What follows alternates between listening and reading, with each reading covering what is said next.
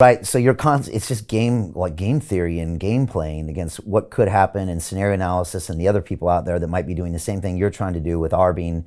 And I guess that's why you started Gauntlet, because you could look at then all of these blockchain platforms from that lens and do all the things that none of these DeFi developers were maybe thinking about because they were trying to build a platform. And you were thinking, well, I can do all of this risk analysis and do all these simulations. And I guess that's what Gauntlet brings to the table to all of these big DeFi platforms. Is that right?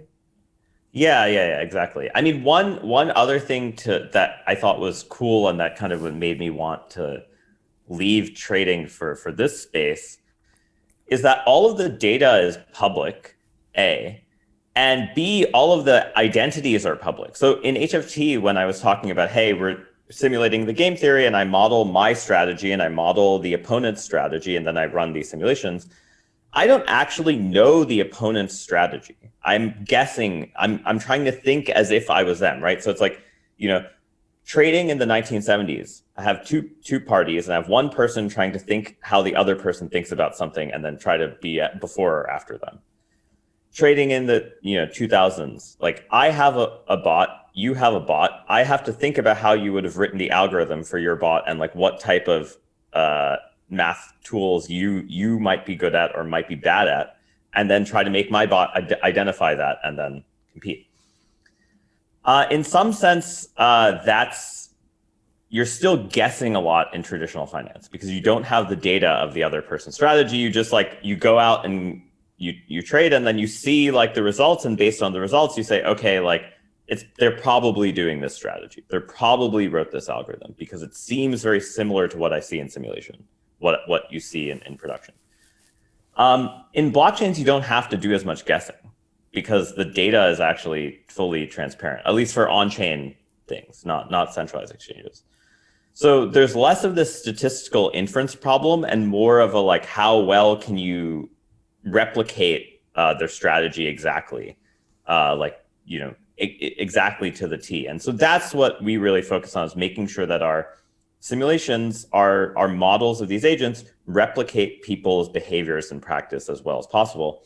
And one other difference I think that's important to bring up in DeFi is that in traditional finance, you have these counterparts that you trust. You trust the exchange, you trust the CME, you trust the NYSE, the New York Stock Exchange, you trust your bank, but to some extent. But here you don't. In fact, you rely on arbitrageurs and people like liquidators to be able to earn a profit in the system to do the function that the centralized entity would do.